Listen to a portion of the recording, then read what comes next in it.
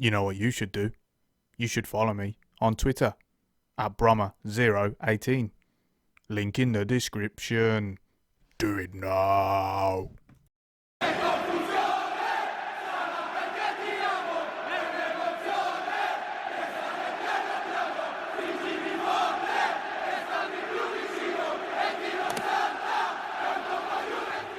Hello everyone, welcome along to the first episode of Season 2 of our AC Milan career mode on FIFA 20. Thanks a lot for joining me today. If you are carrying over from Season 1, then welcome back. Today we do have the first game of the new season. It is against Piemonte Calcio, aka Juventus, in the Supercoppa Nazionale, which for those of you who don't know is the Italian equivalent of the, Community Shield, the Charity Shield, as some people know it as. Sort of the curtain raiser for the season ahead. The winners of the league against the winners of the cup. So this is a really big test for us today. But first of all, before we can get into that, we got a lot of sort of things to cover. Transfer season, most noticeably, we're currently in the midst of it, and already it's been quite a busy season. In the last video, we talked about sort of our plans ahead for the transfer window, and there's been a couple of changes since then. Thanks a lot for your suggestions, by the way. I took lots of them on board, and we sort of pursued some avenues. So let's first of all let's cover that. Why not? So as you can see here, in terms of the shortlist, it's been massively cut down. We've addressed a lot of areas, and as a result, we don't need so many players on the list. There's a few on here that we're still sort of eyeing up. A couple of people who've been really suggested. Rakitic was one that got a few mentions. Konate is another one that's been very, very popular with you guys. It's a sort of signing that I do like, and we're keeping an eye on him.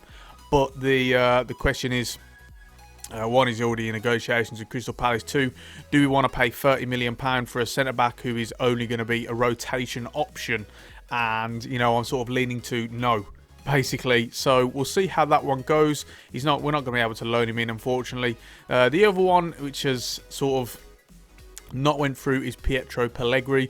We've actually approached to loan him a couple of times. And whilst Monaco agreed to it, because of course he isn't in their first team, I thought it'd be a nice option to have as like a fourth striker. He has actually rejected the move multiple times, so it looks like we're not going to be able to sign him. Of course, we could go out and get him permanently, but I want to be realistic in this career, so I pay realistic fees. They're not going to sell him for 4.6 million, like it says there. They're going to want a lot more money, so we're not going to pay 20 plus million for a player who is only going to be a backup, because we've got three better strikers.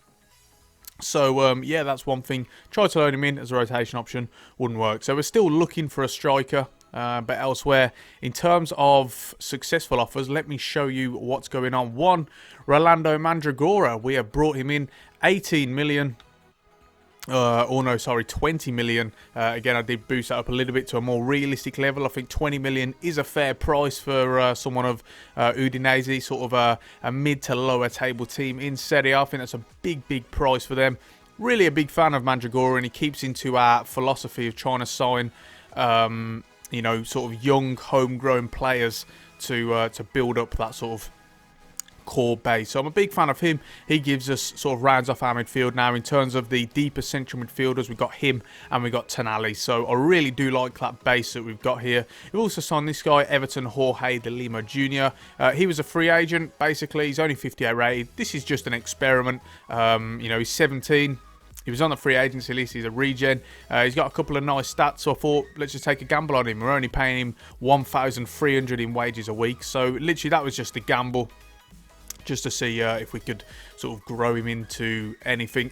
In terms of received offers, these are the ones that haven't gone through. Halilovic, we actually rejected some low offers for him. Bonaventura, we rejected a 22 million offer for him. The reason being is that I just feel he's the hallmark of what we're trying to do. He's a very experienced player, knows the club well. I don't think it would be right to sell him. I think it would alienate some people. It would have been a good price plus. Maybe if they'd have offered more, 30 plus, I think we'd have really considered that. but it wasn't going to happen. And also Ante Rebic, Bilbao offered us 40 million, or just under 40 million. The reason I rejected this is that I'm not going to send him to Bilbao, and the reason being is that they wouldn't buy him because he's not from Basque Country. For those of you who don't know, they have a Basque Country policy where they only sign players who have either been born or sort of grown up in that area, in that region, and of course he isn't being from Croatia, so you know, that sort of lacks realism as well. And like I say, we're trying to keep it as realistic as possible. There's a couple more transfers on here that haven't been shown for some reason, so I'll tell you what, if I go into transfer history, that should show it better. Here we go. So we'll go from first. Couple of the youth players who just weren't going to make it here. They were out on loan last season. They come back at the start of this season and we get rid of them. They just don't have what it takes, unfortunately, to prolong a spell successfully at the club. So we get rid of them, get them off the wage books and out of the squad, etc. So that was good. And also Hakan Çalhanoğlu as well. 18.9 million, he goes to Juventus. Now, someone in the comment section of my last video did say, why don't you try and trade Çalhanoğlu to Juventus for Emre Can? And I replied to them, to be honest, I don't think they'd need him or even want him. But it turns out they did. But the reason I didn't try to get the trade deal with Can is that I'd already agreed the deal for Mandragora, and obviously they're at a similar position, so I didn't see the need to try and make that trade deal. Because Emre Can is a good player and he would have fit in well, but of course there's no need to sign him now.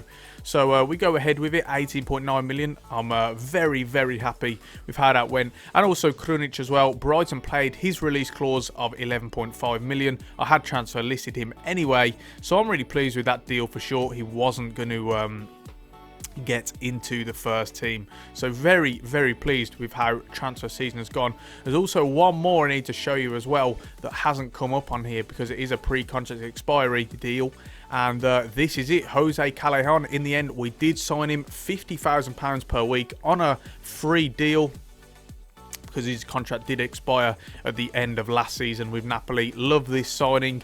Of course, we signed him and we also signed Thiago Silva on a free transfer as well. The reason being, as I've always said, we've got a very, very young squad here, and I want to sign a couple of experienced players, leaders, such as Thiago Silva, who is going to be our captain, by the way, you know, to really make it realistic and sort of help those young players along. You know, if we look here, you know, we've got Plizzari, he's young, Calabria, he's young, Hernandez is young, Tonali young, Kessié, Haaland, all young. Then we go on the bench, Donnarumma, you got Conti, Mandragora, Leao, Chiesa, Paqueta, Benacer, blah. I mean, I'm just going on and on. We've got so many young players here, that not many experienced focal point heads. And I think to try and make it as realistic as possible, we need that. You know, if you look in real life at the teams who are lacking those leader figures, teams like Man United, for example, they're a good one. Lots of young players, lots of talented players who can improve, but not those experienced key figureheads, and that's where I think they sort of lack. So we wanted to try and address that in this, and that's how the signing of Thiago Silva and Callejn come into play. And also, they're really good players, and I really like them both. Callejn in particular, I think that's a fantastic signing. Thiago Silva comes in, and he will be our captain, of course, returning to the team. He did used to play for AC Milan, knows the club very well, so he fits into the mould, and will bed in as the captain there to sort of mentor Romagnoli and also Caldara as well. So that sort of rounds off the transfer talk. In terms of future incomings, we're still looking. We're still trying to bring people in. The question is, do I want another centre-back? Yes is the answer to that. We've only got 3. I would like a 4th. Of course, Konate, as I've said, is already one we're looking at. But I don't want to pay £30 million plus if he's only going to be a backup / rotation option. We're really looking for more of a young player. And this is where we come to our youth academy. In fact, we'll talk about the youth academy after the game first, because I do want to get into it because I'm rambling on a bit too much now. But yeah, so centre-back, that's an area we're looking at. And also another striker as well, because whilst we're playing a 4-3-3 now and having 2 extra strikers on top of that is fine, you know, we will also play a 4-4-2 a lot, I think, throughout this season. And as a result, there's going to be a lot more rotation needed. We'll need a 4th striker. We do have Rebic, but of course Rebic is our left winger, so if we're classing Rebic as an extra striker, then we need to go out and sign a left winger. So yeah, we do need 1 or 2 more, centre back and an attacker, and we are, you know, looking into that. But yeah, for now, we'll see how it goes. Still got a few weeks left of transfer season. Right, so today we move on to the game, and forgot to sort of talk about the team. So this is what we're going to go. We're going to go with the 4-3-3. One thing that you will have noticed is Plizzari. He is in the lineup today. Now, of course, Donnarumma is the main goalkeeper, and he will be throughout the season. But I did mention in the last episode, Plizzari is a young keeper. He's got a lot of potential. So I want to try and play him as much as possible. So we're going to play him today. Of course, it's a one-off game. It's a trophy that we want to win, obviously, but it's still classed as sort of a pre-season game. So, I think this is a great opportunity to put Plizzari in as a one-off game and see if he has what it takes to step up. We're also going to play him in maybe the cup competitions and maybe some European games as well. So, we're going to give him an opportunity today. Thiago Silva comes in, of course, in place of Caldara, him and Romagnoli. Let's see what they can do. Calabria and Hernandez, of course, at the back. We're going with this 4-3-3 formation today. Tonali, Kessié and Bonaventura in. And the reason we go with Bonaventura over Paqueta is purely because of the higher work rate and stamina. So, I think we do need that against Juventus as a team. We're really going to have to be very good in both sides of the ball. And up front, we've got Haaland as the focal point with Rebic and new signing Jos Callejn on either side. Again, with Callejn, just that little bit of experience and, higher stamina and work rate from him. He's probably more suited than Chiesa. But there's going to be a lot of games where they both fit into the team. So that is what we're going to go with today. The bench, new signing Ronaldo Mandragora makes his... could make his debut today. Elsewhere, Chiesa, Leao, pretty standard. The reason I've gone for Haaland over Leao, because you would have thought the pace on the breakaway would have been helpful, but we decided to go with Haaland purely because he seems to step up in these big games every single time of asking. So we're going to keep the faith in him today. Right, that is enough of the rambling. I've gone on for about 12 minutes now, so I do apologise. Let's get into the game against Juventus today and see what we are made of ahead of this second season.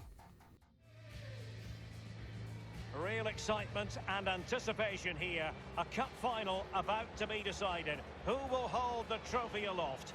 Stay with us. We'll have all the action for you live right here on EA TV.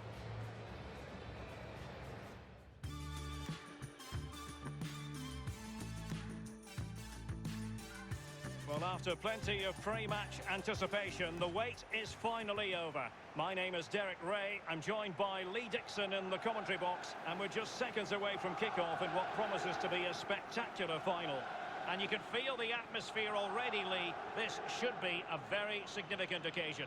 Well, Derek, it's a cup final. I love cup finals. I've played in a few in my time. Very, very lucky to do so. Won a couple, lost a couple. You don't want to lose today, that's for sure. But you have to be brave. You have to take the game by the scruff of the neck. Looking forward to both these sets of players making this an absolute cracker.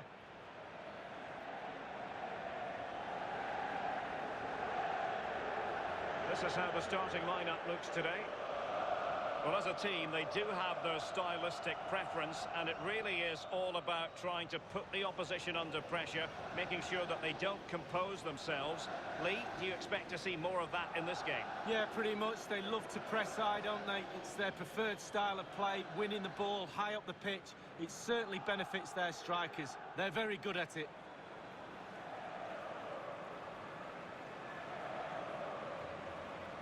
This is the Milan starting 11. Thiago Silva plays alongside Alessio Romagnoli in central defence. And they line up with just the one striker looking to do a bit of damage.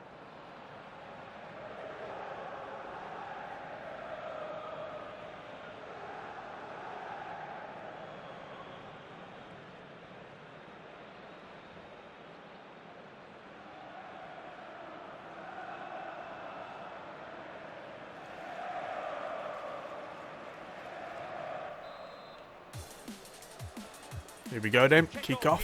Let's see what we're made of. Thiago Silva, oh, that's brilliant play from him. Storming forward. Over to Kessié. Kessié to Haaland. Rebic is making a great run inside. That's the ball. Rebic is in. One-on-one. Can he score? It's a good save. Haaland rebound. It's cleared from Juventus. There's the early warning signs. Bonaventura picks it up, lays it off to Tonali. He'll go for goals. Save again, parried away. Only as far as Bonaventura, but they do manage to reclaim control there. A couple of good glimpses there showing from us. Oh, it's a great interception from Callejn. Bonaventura picks up the loose pieces. Tonali back to Bonaventura, looking for an overlap. Finds Kessié. Rebic is running in at the back post. That's a ball. Can Rebic get onto it? I think the goalkeeper tips it over, actually. It comes close, and it's another good opportunity for us. Right, so that's half-time. Not too much to show you guys. Mainly chances for us, actually. But Juventus still carrying that threat. They look quite deadly. And one thing that does worry me a bit is the midfield not getting goal side. But, you know, we have had them, well, most of the chances actually, and some good opportunities as well. The question is, can we maintain that for the second half? Not going to make any changes just yet, but, you know, they are in the pipeline.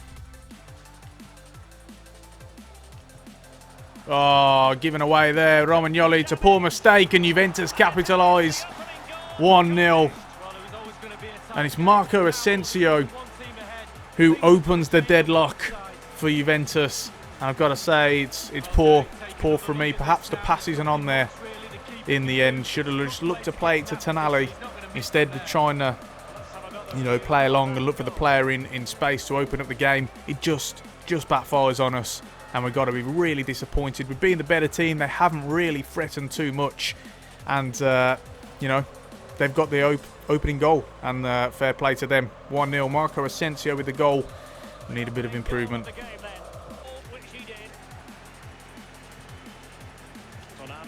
Tonali, Kessié. Oh, that's poor for Mendy. He's given Callejn the opportunity now.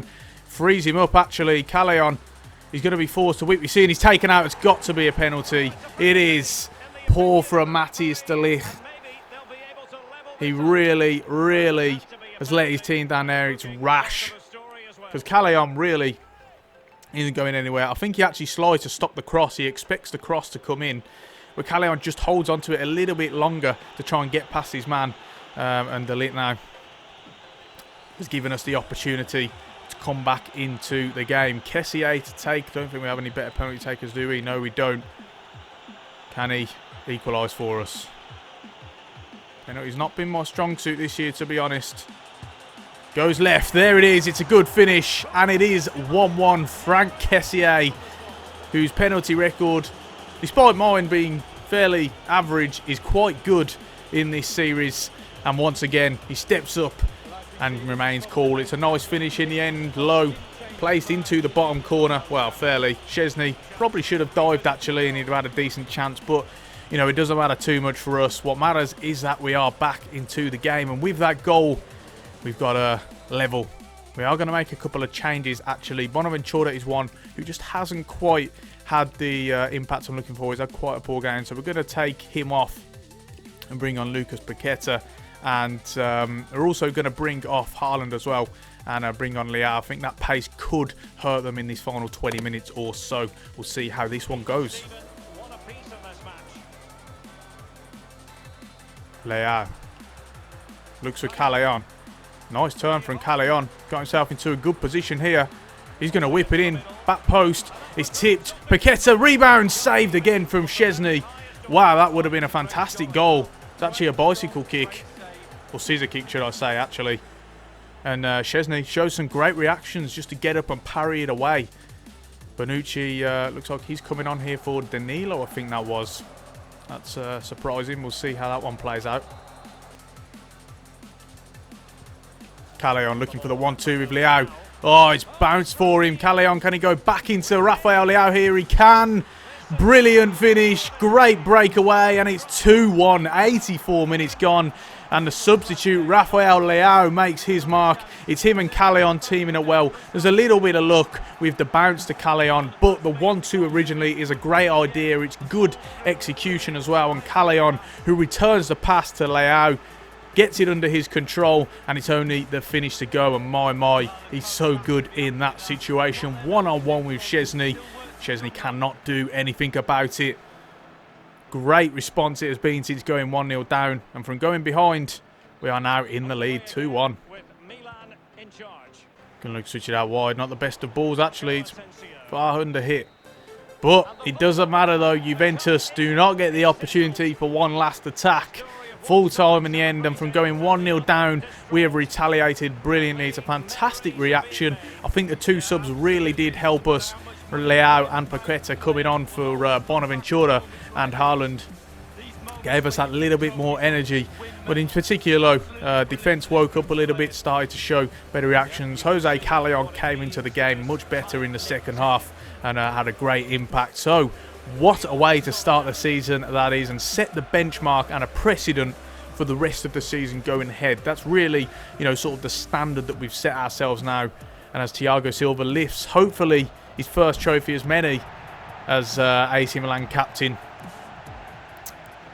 we show that we do have the quality to match and better Juventus this time around. So we'll see how it goes. But a great win for us and a brilliant way to start off the season. Got to be very, very pleased with that.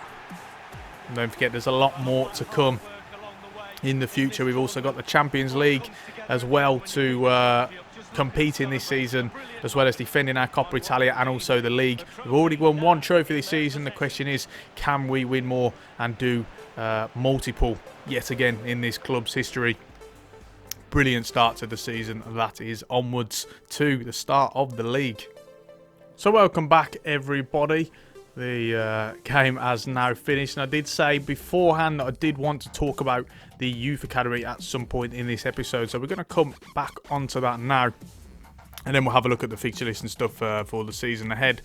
So yeah, still no players really in a position to promote. The closest is probably him, Alessandro Giordano, but we're waiting for his potential sort of variant just to close a bit. Hopefully he remains in 94, otherwise we won't of course promote him. Again, Daniele Guidi has been in the Youth Academy for almost a year, but he's still only 15, otherwise I'll be ready to promote him ASAP, That's the sort of thing I'm looking for, potential 88 to 94.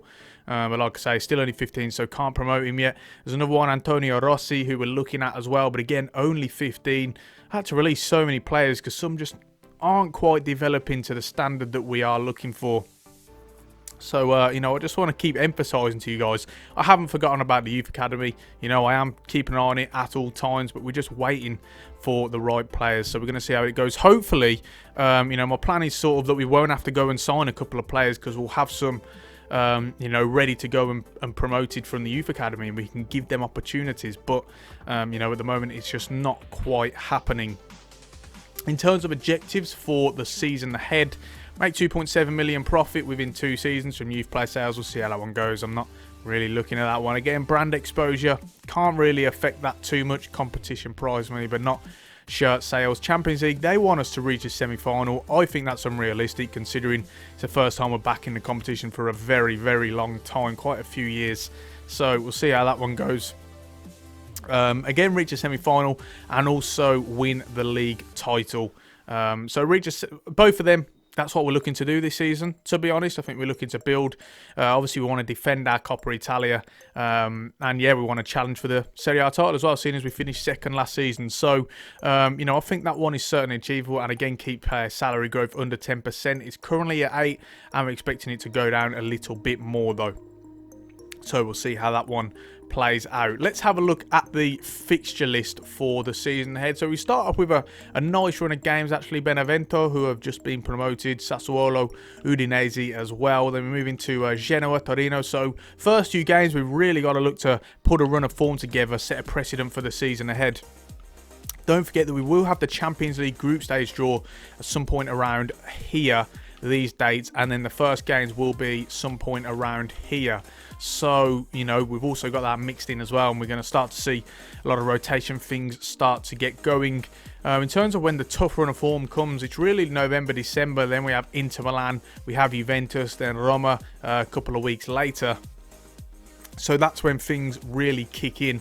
But beforehand, we've got a great opportunity to put some early run of points on the board and set ourselves a standard. So I think this has been a kind fixture list to us this season, and it gives us the opportunity to really try and do something. So we'll see how that one goes. In terms of the structure of the season, I think I'm going to try and whiz through as many games as possible. You know, a lot of people are saying they don't want it dragged out as much. They want to get more content in less episodes. So perhaps we show highlights of these games, live highlights of Benevento, Sassuolo, Udinese. We have the transfer season sort of tucked in there as well, and then the Champions League group stage draw, and then we build from there and see how it goes. You know, that's really my plan, my thinking ahead. So yeah, hopefully you guys are going to join me for season 2. Really excited for what is ahead. And like I say, I think we can really go and do something this season. So I'm looking forward to seeing what we've got to offer. You know, and sort of what happens. Just having a look here. We've actually had an offer for Rebic from Paris Saint-Germain. Wasn't expecting this at all.